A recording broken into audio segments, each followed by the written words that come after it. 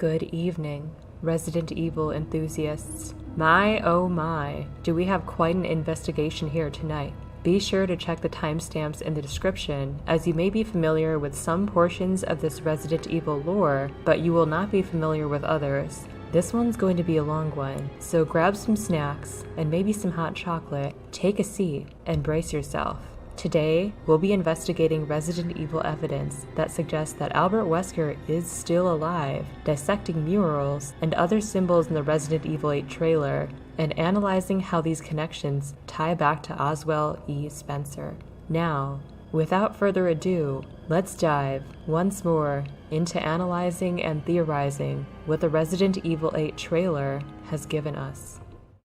Albert Wesker, a name that has continually ingrained itself as a self-serving, power-hungry trademark of the Resident Evil universe. But where has he been? Well, he's been very dead since eating 2 rockets from Chris and Sheva while drowning in lava at the end of Resident Evil 5, but a few major pieces of evidence strongly suggest his return. The first piece, or rather first collection of evidence, is from the poorly received, yet still relevant and canon game, Resident Evil Umbrella Corps. This game contains multiple implications that Wesker is alive and was hardly subtle about it. Let's dig into the pieces of evidence one by one. To start, take a look at this briefing message that is displayed before one of the missions. It says, "A certain individual from the high ranks in the organization will be watching. Be sure to put on a good show for him." This is inevitably in regards to Albert Wesker, as there are no other prominent male figureheads in the Umbrella organization that would command such a description. By the way, this Abraham Johnson executive who describes these mission briefings is very cryptic. Very little information is provided on him in-game, but we briefly hear this executive's voice. And what does it sound like? That was quite the performance, wouldn't you say? Guts and determination. Good show.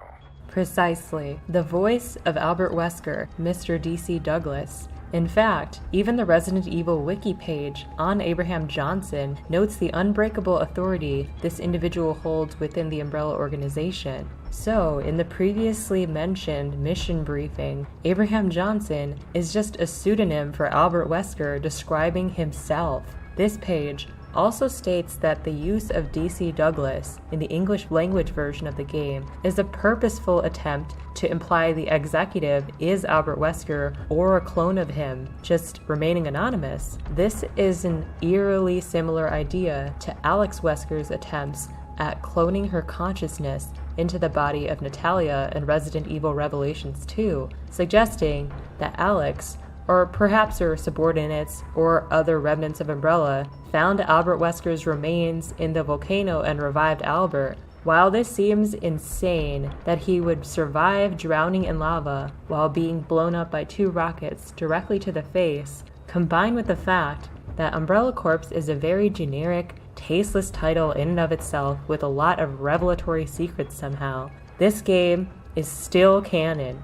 We have also seen some of the craziest bioweapons survive in this series before, and even if the original Albert Wesker did perish in that volcano, Alex Wesker or other Umbrella remnants may have set aside samples to clone Albert Wesker from, the result of which we hear in Umbrella Corps, which does in fact take place years after Resident Evil 5. But now, if Albert is indeed alive, and Umbrella Corps is confirmed to be canon, how does this tie together with Resident Evil 8 and the recent trailer at the PS5 event? You've probably noticed the Umbrella logo, the Spencer family emblem, and the fetus-shaped sigil, also resembling the Umbrella logo, in the RE8 trailer, which all hint at Oswell E. Spencer experiencing some kind of rebirth and rejuvenation. Perhaps he had connections that extended the legacy of Umbrella outside of the known universe, in this case, to Transylvania, Romania.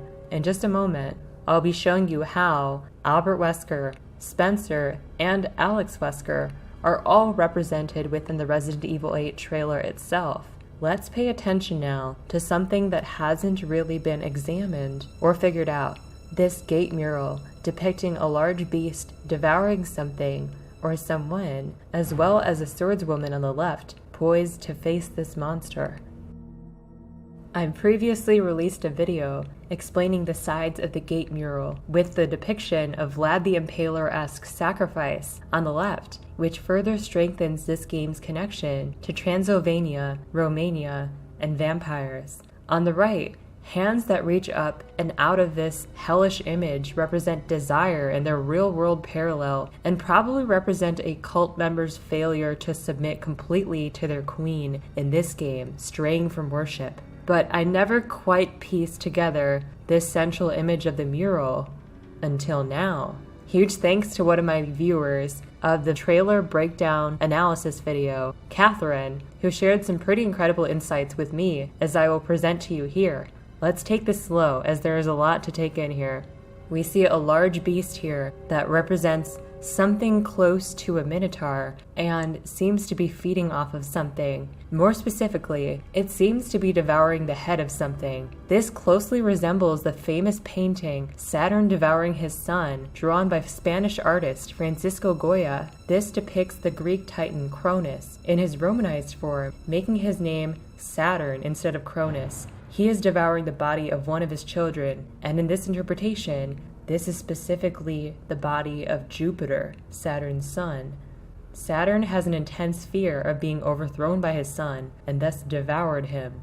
There are so many implications of this when we understand that Jupiter represents Albert Wesker, and Saturn is Oswald E. Spencer, who is essentially Albert's father figure, making Albert his son through artificial selection via Project Wesker. Both of the names, Jupiter and Albert, mean bright or shining, which makes this connection even stronger. The same fear of Saturn being overthrown by his son resides within Oswald E. Spencer, and this is why.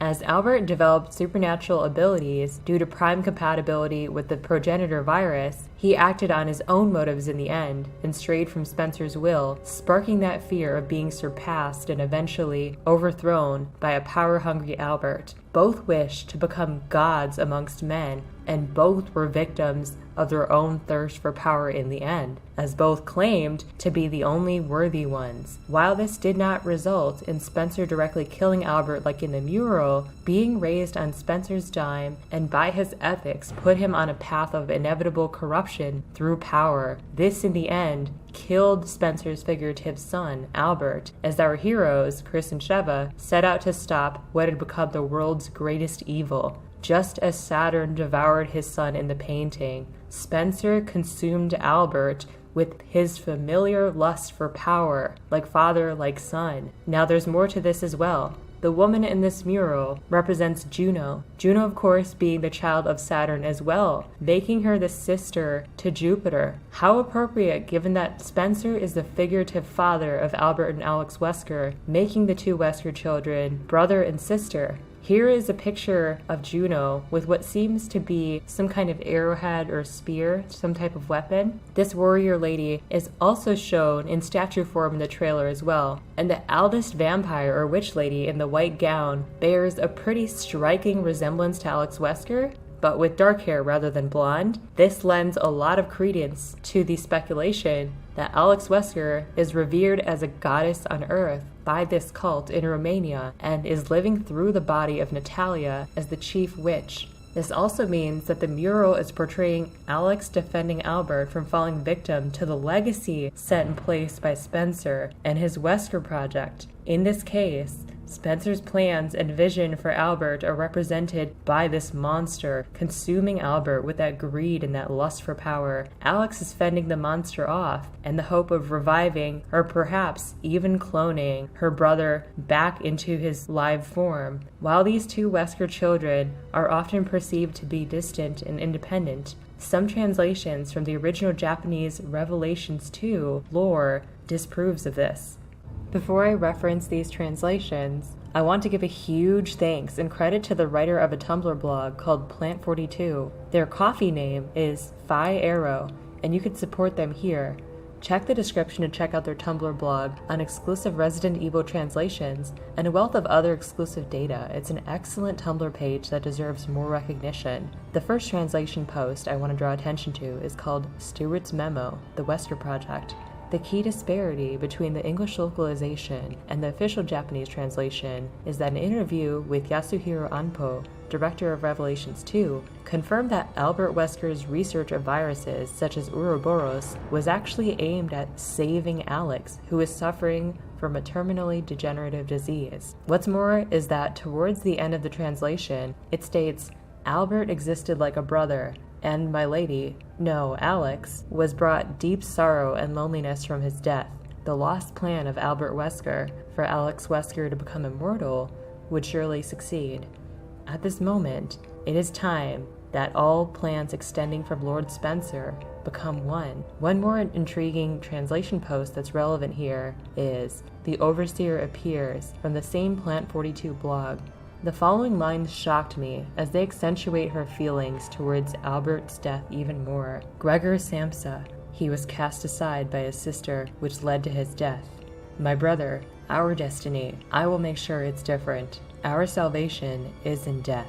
Alex's fierce insistence on fulfilling Albert's wishes makes me understand this game's darker turn a bit more. I'm suspecting she'll kill off Chris first and let Claire know what it feels like to have her brother ripped away from her. Albert and Alex value each other's wishes more than the English version makes apparent. How prophetic, too, that in this mural then, the sister is reviving her brother from their tyrannical father, who has spread the obsessive lust for immortality and godhood to his children, only in the end to become the most corrupt and most feared of them all, as a revered witch among vampires in Transylvania.